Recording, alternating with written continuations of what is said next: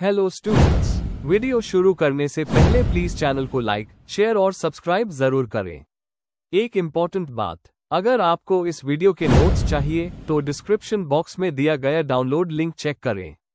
Thank you. चलिए शुरू करते हैं। इस वीडियो में हम पढ़ेंगे BPCC 104 statistical methods for psychological research 1 के प्रीवियस ईयर क्वेश्चन और मोस्ट इंपॉर्टेंट क्वेश्चंस। ये क्वेश्चंस आपके एग्जाम के लिए बहुत इंपॉर्टेंट है। अगर आपने ये अच्छे से कर लिए तो एग्जाम निकलना पक्का है। Let's begin. इस वीडियो में हम कवर करेंगे question 1, explain the role of statistics in research.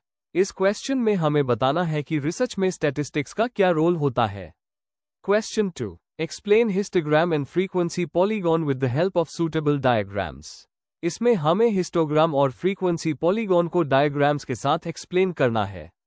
Question 3, compute mean and standard deviation for the following data 4, 6, 17, 8, 19, 3, 10, 18, 2, 5। इस क्वेश्चन में हमें दिए गए नंबर्स का मीन और स्टैंडर्ड डिविएशन निकलना है। Question 4, compute Spearman's rho for the following data 1, 13, 12, 6, 5, 4, 17, 16, 18, 2, 14। Data 2, 2, 4, 7, 6, 8, 3, 13, 14, 5, 16। इसमें हमें स्पीयरमैन्स रो फॉर्मूला से रैंक कोरिलेशन निकलना है। Question 5, what is quartile deviation? Compute quartile deviation for the following data 25, 26, 22, 25, 28, 31, 28, 36, 34, 36, 26। इसमें हमें क्वार्टाइल डिविएशन का मतलब समझाना है और डाटा पर अप्लाई करके सॉल्व करना है। Question 6, explain the concept and properties of correlation.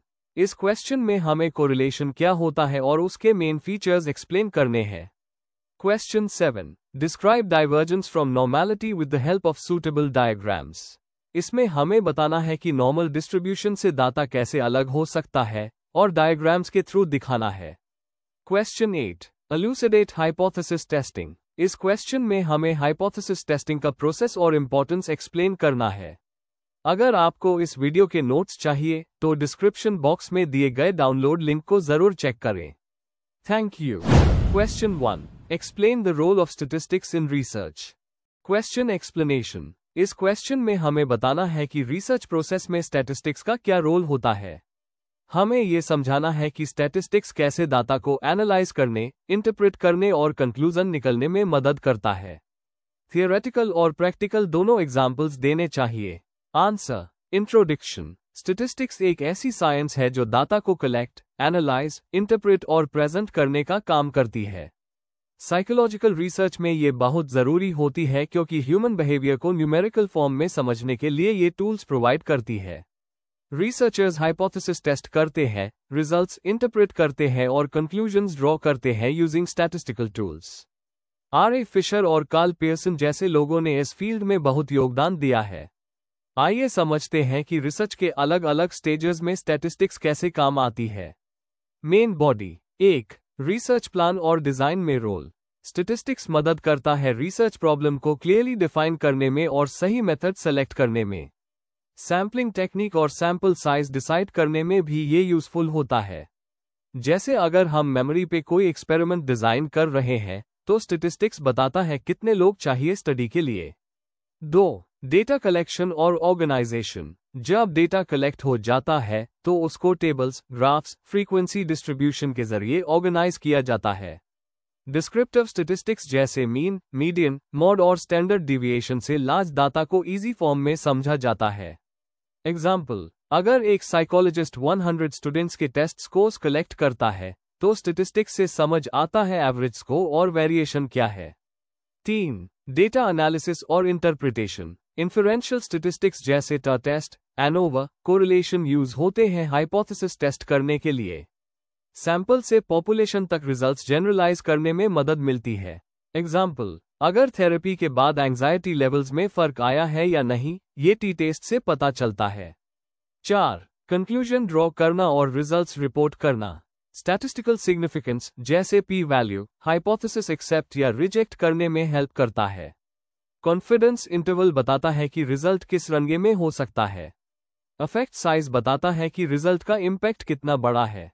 Graphs और चार्ट्स से रिजल्ट्स को क्लियरली प्रेजेंट किया जाता है। 5. साइकोलॉजिकल रिसर्च में real life application. Clinical psychology में ट्रीटमेंट का रिजल्ट एवेल्युएट करने के लिए स्टैटिस्टिक्स यूज होता है।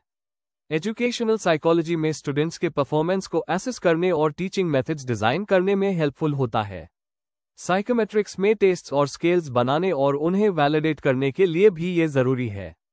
कंक्लूजन। तो कंक्लूजन ये है कि स्टैटिस्टिक्स साइकोलॉजिकल रिसर्च का बैकबोन है। हर स्टेज में, from planning to result interpretation, यह हेल्प करता है।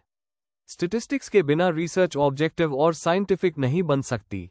इसकी मदद से साइकोलॉजिस्ट अपना काम ज्यादा एक्यूरेट और रिलायबल बना पाते हैं।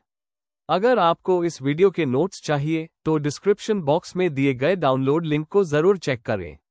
Thank you. चलिए अगला क्वेश्चन देखते हैं। Question 2.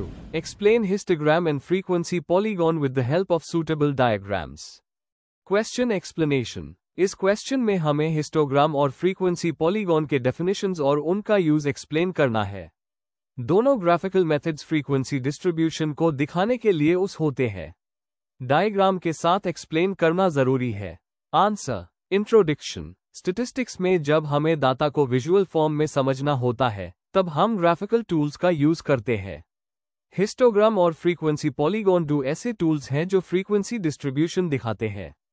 हिस्टोग्राम में बर्स का उस होता है जबकि फ्रीक्वेंसी पॉलीगॉन में लाइंस का।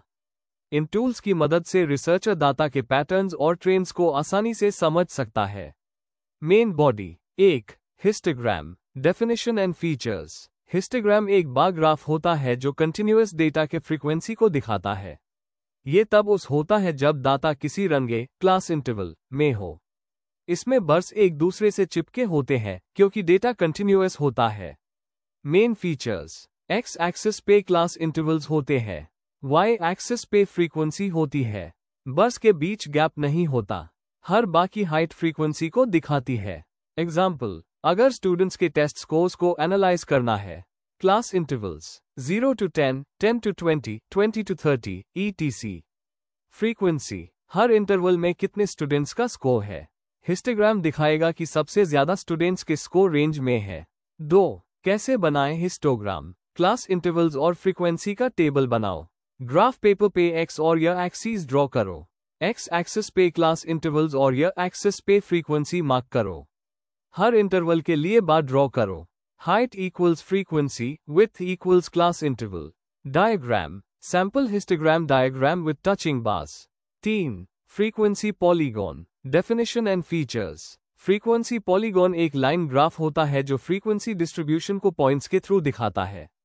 इसमें हर क्लास इंटरवल के मिड पॉइंट पे फ्रीक्वेंसी के पॉइंट को प्लॉट करके लाइन से जोड़ा जाता है। ये हिस्टोग्राम के साथ या अलग भी उस हो सकता है। Main features. क्लास इंटरवल्स के मिड पॉइंट्स यूज होते हैं। वाई एक्सिस पे फ्रीक्वेंसी मार्क होती है। पॉइंट्स को लाइन से कनेक्ट किया जाता है। शुरुआत और एंड में 0 फ्रीक्वेंसी के पॉइंट्स ऐड करके ग्राफ क्लोज किया जाता है। एग्जाम्पल, टेस्ट स्कोर्स वाले एग्जाम्पल में मिड पॉइंट्स पे फ्रीक्वेंसी के पॉइंट्स प्लॉट करके पॉलीगॉन बनाया जाता है। 4. कैसे बनाए फ्रीक्वेंसी पॉलीगॉन। सभी क्लास इंटरवल्स के मिड पॉइंट्स कैलकुलेट करो। मिड पॉइंट्स को एक्स एक्सिस पे और फ्रीक्वेंसी को या एक्सिस पे मार्क करो। हर पॉइंट को लाइन से जोड़ो। स्टार्टिंग और एंडिंग पॉइंट पे 0 फ्रीक्वेंसी ऐड करो ग्राफ क्लोज करने के लिए। Diagram, sample frequency polygon diagram with mid points and connecting lines. Conclusion, histogram और फ्रीक्वेंसी पॉलीगॉन दोनों हाई डाटा को समझने के पावरफुल टूल्स हैं। हिस्टोग्राम से डाटा की डेंसिटी समझ आती है और फ्रीक्वेंसी पॉलीगॉन से ट्रेंड्स और कंपैरिजंस इजी हो जाते हैं। इन दोनों को उस करके स्टैटिस्टिकल एनालिसिस और इफेक्टिव बन जाता है। अगर आपको इस वीडियो के नोट्स चाहिए तो डिस्क्रिप्शन बॉक्स में दिए गए डाउनलोड लिंक को जरूर चेक करें। Thank you. Let's see the next question. Question 3. Explain the concept and properties of correlation. Question explanation. इस क्वेश्चन में हमें कोरिलेशन का मतलब समझाना है। साथ ही हमें ये भी बताना है कि कोरिलेशन की मेन प्रॉपर्टीज क्या होती है, जैसे कि ये कैसे मेजर किया जाता है, इसका इंटरप्रिटेशन कैसे होता है और किस तरह के कोरिलेशन होते हैं। एग्जाम्पल्स देना भी जरूरी है। आंसर। इंट्रोडक्शन। कोरिलेशन एक स्टैटिस्टिकल मेथड है जिसका यूज दो वेरिएबल्स के बीच के रिलेशनशिप को मेजर और डिस्क्राइब करने के लिए होता है। जब दो वेरिएबल्स एक साथ बढ़ते या घटते हैं तो उनमें कोरिलेशन होता है। कोरिलेशन कॉजेशन नहीं बताता, सिर्फ एसोसिएशन को दिखाता है। इसके दो मेन टाइप्स होते हैं, पियर्सन्स और स्पीयरमैन्स कोरिलेशन। साइकोलॉजी रिसर्च में इसका उस बहुत इंपॉर्टेंट है। Main body. एक, कॉन्सेप्ट ऑफ कोरिलेशन। कोरिलेशन दिखाता है कि दो वेरिएबल्स कितने क्लोजली कनेक्टेड है। इसका रिजल्ट R या रो के फॉर्म में आता है। वैल्यू मोनूज 1 से +1 के बीच होती है। +1 का मतलब परफेक्ट पॉजिटिव रिलेशनशिप, -1 का मतलब परफेक्ट नेगेटिव रिलेशनशिप, 0 का मतलब no correlation.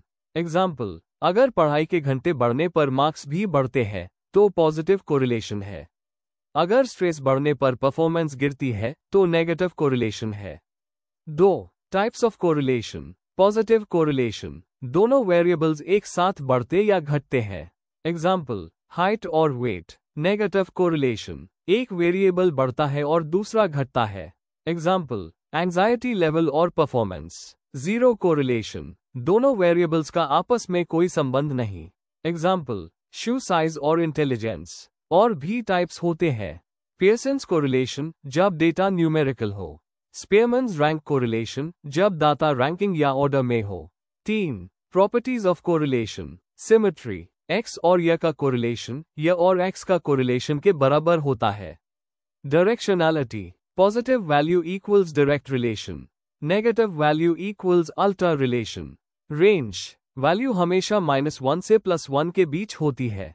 Unit free, measurement की यूनिट से ये इफेक्ट नहीं होता।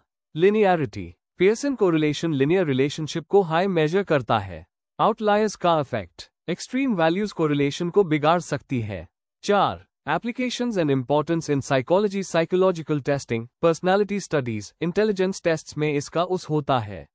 बिहेवियर को प्रिडिक्ट करने में मदद मिलती है, जैसे अगर स्ट्रेस और परफॉर्मेंस रिलेटेड है तो स्ट्रेस मैनेज करके परफॉर्मेंस इंप्रूव की जा सकती है। रिग्रेशन एनालिसिस की बेस भी यही है। टेस्ट रिलायबिलिटी और वैलिडिटी चेक करने के लिए भी उस होता है। कंक्लूजन, तो कोरिलेशन एक इंपॉर्टेंट स्टैटिस्टिकल टूल है जो हमें बताता है कि दो वेरिएबल्स का रिलेशनशिप कैसा है। इसके प्रॉपर्टीज यूज को और भी रिलायबल बनाते हैं, लेकिन हमेशा याद रहे कि कोरिलेशन कॉजेशन नहीं होता।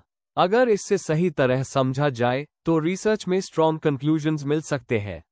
अगर आपको इस वीडियो के नोट्स चाहिए तो डिस्क्रिप्शन बॉक्स में दिए गए डाउनलोड लिंक को जरूर चेक करें। Thank you. चलिए अगला क्वेश्चन देखते हैं। Question 4, describe divergence from normality with the help of suitable diagrams. Question explanation, इस क्वेश्चन में हमें बताना है कि डाटा कब और कैसे नॉर्मल डिस्ट्रीब्यूशन से अलग होता है। आपको स्क्यूनेस और कर्टोसिस के टाइप्स समझाने हैं और डायग्राम्स के जरिए एक्सप्लेन करना है। आंसर। इंट्रोडक्शन, स्टैटिस्टिक्स में नॉर्मल डिस्ट्रीब्यूशन एक सिमेट्रिकल बेल शेप्ड कर्व होती है जिसमें मीन, मीडियन और मॉड सब इक्वल होते हैं। लेकिन रियल लाइफ डेटा हर बार इस पैटर्न को फॉलो नहीं करता। जब डेटा इस आइडियल फॉर्म से अलग होता है उस हम डाइवर्जेंस फ्रॉम नॉर्मेलिटी कहते हैं। इसमें मेनली दो टाइप्स आते हैं, स्क्यूनेस और kurtosis. Main body. 1 normal distribution क्या होती है। नॉर्मल डिस्ट्रीब्यूशन एक ऐसी कर्व होती है जिसमें डेटा मीन के IRD गर्ड इक्वल होता है। साइकोलॉजी के कई मेजर्स जैसे IQ या anxiety scores generally normal pattern follow करते हैं। जब ये सिमेट्री ब्रेक होती है तो यूज डाइवर्जेंस फ्रॉम नॉर्मेलिटी कहते हैं। 2 स्क्यूनेस, एसिमेट्री इन डेटा। स्क्यूनेस का मतलब है डाटा का एसिमेट्रिकल होना। दो तरह के स्क्यूनेस होते हैं, positive skew, right skew, tail right side लंबी होती है, ZY डेटार वैल्यूज छोटी होती है। Negative skew, left skew, tail left side लंबी होती है, ZY डेटार वैल्यूज बड़ी होती है। एग्जाम्पल, इनकम का डिस्ट्रीब्यूशन अक्सर पॉजिटिवली स्क्यूड होता है जिसमें कुछ लोग बहुत ज्यादा कमाते हैं। डायग्राम, पॉजिटिव और नेगेटिव स्क्यूनेस के डायग्राम्स बनाएं। 3 कर्टोसिस, पीक की शार्पनेस। कर्टोसिस का मतलब है डिस्ट्रीब्यूशन कर्व की पीक कितनी शार्प या फ्लैट है। 3 तरह की कर्टोसिस होती है। लेप्टिकुर्टिक, पीक बहुत शार्प होती है, डेटा क्लोज पैक्ड होता है। प्लेटिकुर्टिक, पीक फ्लैट होती है, डेटा वाइड स्प्रेड होता है। मेसोकुर्टिक, नॉर्मल पीक होती है। एग्जाम्पल, अगर एक टेस्ट में सब स्टूडेंट्स एवरेज स्कोर करे तो वो मेसोकुर्टिक होगा। डायग्राम, तीनों कर्व्स को एक साथ दिखाएं। 4. डाइवर्जेंस समझना क्यों इंपॉर्टेंट है। Statistical tests. कई टेस्ट्स जैसे ट टेस्ट, एनोवा ये मानते हैं कि डाटा नॉर्मल है। अगर डेटा स्क्यूड हो तो यह असम्पशन गलत हो जाता है। Decision making. ऐसे डाटा को ट्रांसफॉर्म करना पड़ सकता है या नॉन पैरामेट्रिक टेस्ट लगाने पड़ते हैं। Psychological insight. स्क्यूनेस या कर्टोसिस कभी कभी ह्यूमन बिहेवियर के पैटर्न्स को भी रिफ्लेक्ट करता है। कंक्लूजन। स्क्यूनेस और कर्टोसिस जैसे डाइवर्जेंसेस को समझना साइकोलॉजिकल रिसर्च के लिए जरूरी है। यह हेल्प करता है सही स्टैटिस्टिकल टेस्ट चूज करने में और डाटा को एक्यूरेट तरीके से समझने में। ग्राफ्स के यूज से डाइवर्जेंस को पहचानना इजी हो जाता है। हमेशा एनालिसिस से पहले डाटा की शेप को चेक जरूर करें। Before we end, please like, share and subscribe the channel for more such study materials and one important information. अगर आपको नोट्स चाहिए तो डिस्क्रिप्शन बॉक्स में डाउनलोड लिंक दिया हुआ है, जरूर चेक करें। शुक्रिया।